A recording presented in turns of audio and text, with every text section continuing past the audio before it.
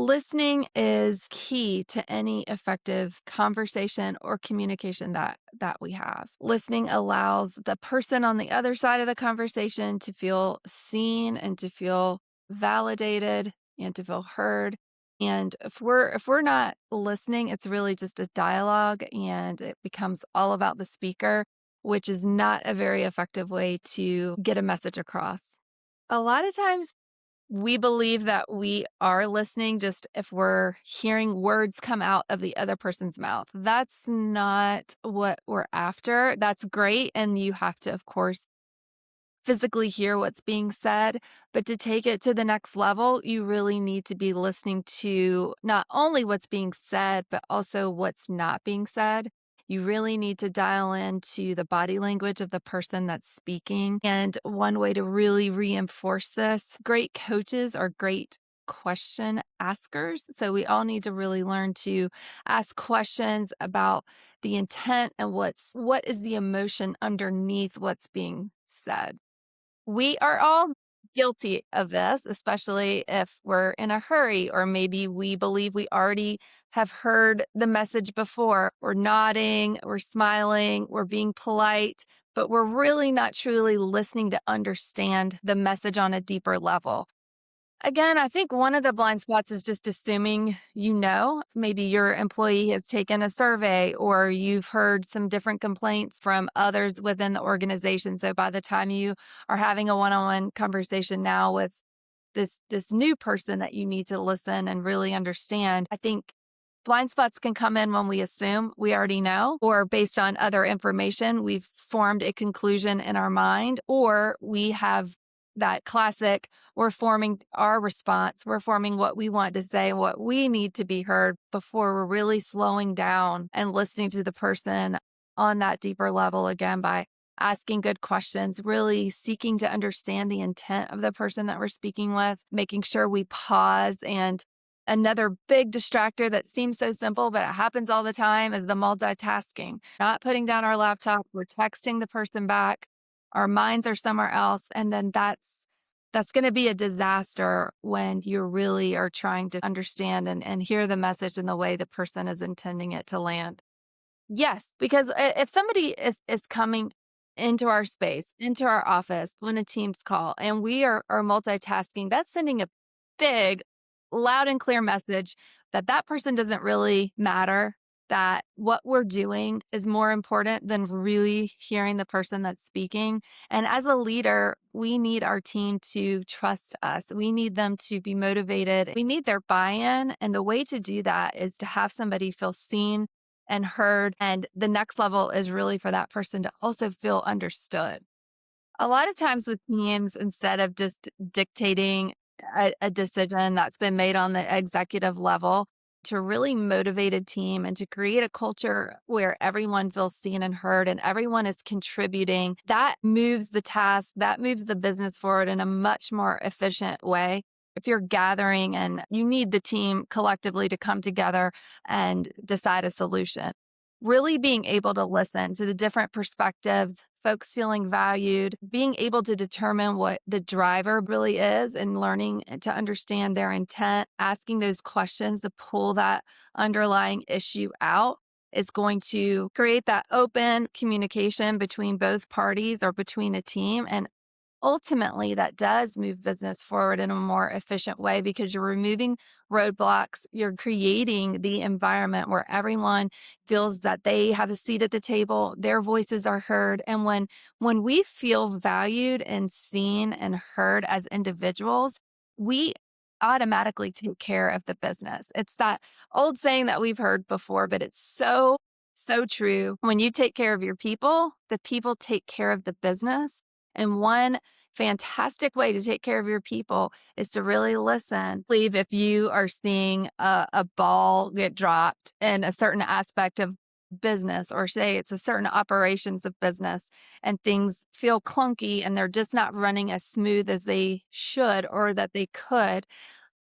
A lot of times that is tying back to communication. I believe what you're going to see as a leader when you really have dialed into honing your listening skills and really being able to listen to your team you're able to identify the areas of business that are potentially holding your team back or causing things to not be as efficient as they could. But when you listen, you can really identify those root problems and those root issues that then increase your performance. Learned from some of best, the very best, most intentional listeners that I have ever encountered. Number one is Ty Boyd himself, and number two is Ann Boyd Moore. And what I've learned from being around them professionally was really the impact and the value of being heard, and then the impact that their ability to listen so well had on me.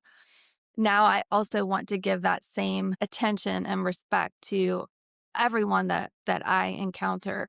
And they were just, this was a top priority for them. They knew how powerful it was to really to listen to any human being. And they were great at it everywhere they went, whether it was in a grocery store, talking to the person checking them out, or the wait staff, or new facilitators that were coming into the business, or clients, and really listening to people understand their needs. I learned so much from Ty and Ann early in my time here at Ty Boyd. But I think the thing that stands out the most is when we feel it personally, what it is to truly have someone listen to us with their full attention. It's so powerful.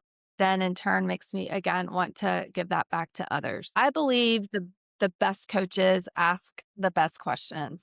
And in regard to listening, we really want to keep asking those questions, not only to clarify, but to become more and more curious about what the person that we're in the conversation with, what they're trying to describe. Also, leaving space, really not jumping in on every pause or filling up space just to avoid silence, really allowing that silence to expand. A study out there that says if you count to 7, likely if somebody still has something they want to say or something they want to share, they will jump in and continue after those 7 seconds. Try it. It's really interesting. And if 8, 9, 10 seconds go by, okay, maybe there really isn't another thought up there. But just really giving the person time and understanding that everybody's processing information differently, everybody's communicating a little bit differently. And sometimes what they need is just some of that quiet time to really think about what it is they want to say and how they want to say it. The other technique I would really, that I have seen work really well and that I would encourage, really thinking about what is the intent of the person sharing the information. What is their why? What is the emotion that's sitting under that message? Sometimes we can bring that out with questions, but also that restating. So what I'm hearing you say, give an example, give a story, insert something that would allow them to say, yes, that's exactly it, or this is really what I mean. So asking those clarifying questions, but then also repeating back what you hear is really also effective. One of my, and it's super elementary, but it tends to be a crowd favorite, is the eye exercise. It's where two people pair up and one has to talk to the other for 30 seconds.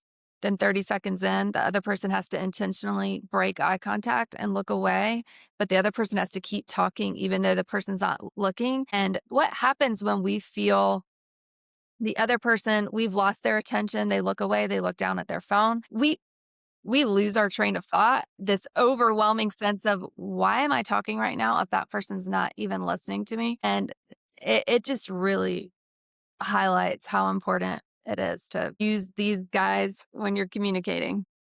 And I think that if you're in a conversation and maybe there is something urgent, your phone dings or something comes in or somebody else walks into the space, just simply saying to the person, hold on 1 second, hold that thought. I do need to answer this, but I'm going to come right back to you. Instead of just letting that person continue to talk, then you're checking your phone, then you're distracted.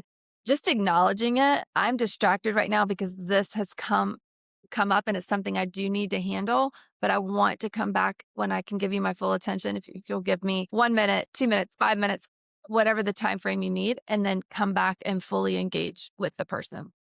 I think we all love storytelling. And I believe as much as possible when we want to reiterate that we've understood a message, inserting a story about something that's happened to both parties included or one or the other to really reinforce the message and to gauge whether you're on track with understanding and really you have listened well, I think is a great way for leaders to confirm that they've heard the message correctly. If someone has shut down for whatever reason, I believe it's really important to be listening all along to really know your people, know your team, because sometimes it would be best to give that person some space. And then once you do, come back and say, and just acknowledge that you can tell they're not themselves, acknowledge that there's something going on and that you want them to share, you want to fix it, and that you're in it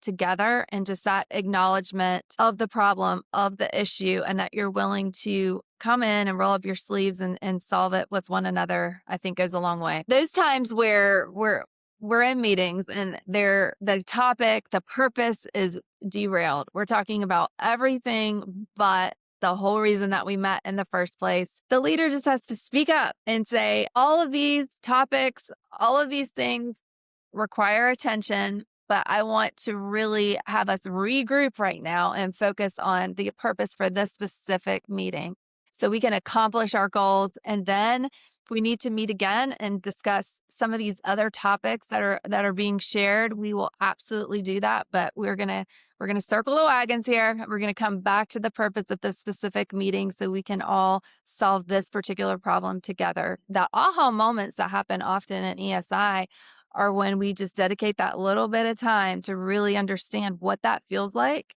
on both sides of the coin and to say, wow, I now need to change the way that I listen and give my whole attention to the person speaking. And it's changed the way I speak with my team. Often it goes straight to the heart of how we communicate with our loved ones at home, because who doesn't want to be seen and valued? We all intrinsically want that. But as far as the big aha moments, they really do happen with that eye exercise where people think, I do that all the time. People come into my office and I'm just, oh, let me finish up the email, or I'm looking down at my phone. And it really raises that awareness of how terrible that makes people feel. So all the time they'll say, after coming through ESI, it not only changed the way I'm communicating, I'm talking, but just highlighting the importance of a dialogue. Even if you're the one up presenting, those pauses and giving the audience a chance to respond either internally or externally still signals I'm listening. This is a two-way street, not just I'm up here as the expert spewing at you, but I'm with you. Great leaders develop leaders. And a key component to that, of course, is effective communication, but it is part of that communication that we're discussing today, which is listening. A great leader has to become a great listener. If you have a team, you have to be able to listen to what is working and what's not working, to be able to diagnose that with really a true understanding, to not only be able to continue to elevate that team, but to empower them to go and have a greater impact on business. We have a phrase in Ty Boyd training that Ty himself says all the time, which is, this is not about you. And as leaders, ultimately, this isn't about us. It's about elevating our teams. It's about giving them the tools that they need to become their most effective and unleash their full potential. The way that you do that is by being able to truly listen and see what's needed. And then, and only then, can you implement it. And if you're speaking to a large audience, it's not about you and your message and how great you can look. No, it's about the audience. And as leaders, it's not about us. It's about our team. It's about serving them well and serving the business well. And listening is just a key component to this. This is not about you. This is not about how well you sound or you demonstrating everything you know. If you can't translate that to the team and have them become their best selves, then we've missed the point. And listening is the key component to it's not about you because it needs to be about your team. It needs to be about you listening to your team for the sake of all becoming better together. I believe it's really important to clarify and again to ask those questions or to restate to really make sure that you're understanding where someone's coming from. I believe the killer to effective communication when it comes to listening is assuming. To make sure that you're hearing a message the way that the speaker intends it to land is really to ask those clarifying questions or to repeat back. I think you meant this and giving a fuller explanation. And if somebody says exactly, then you know that, okay, you have all understood the message. You've listened really well. The opposite of that is assuming you understand without asking questions, assuming that this person meant one thing when really they're meaning another. The best way to make sure you're getting the full message virtually is to turn cameras on because so much again of listening is not just what's being said verbally but also what the body language is portraying if somebody has a question what their face is saying so all those are going to help with the listener to clue in to the truest message because it's not only what's being said, it's what's not being said. And cameras on is always going to be better from that perspective. I would say as leaders, male or female, it's very important to know your team and know how they operate, know when you need to push, know that you may have a team member that is more reluctant to share. Be aware of that and ask the question, ask for their opinion, ask for their perspective, build that confidence. So then eventually they're volunteering their thoughts without you having to pull it out of them. But it all goes back to really knowing your team. And that comes from being a good listener. It always starts from the top down. So if a senior leader is after a great amazing culture of truly listening to one another, they first have to demonstrate that behavior themselves. Stop interrupting, stop the monologue, open up that feedback loop. And then I would say enlist some formal training to where we say, this is the goal that we're after as a team. We want to become better listeners. And you really can set the stage as a leader to create that culture.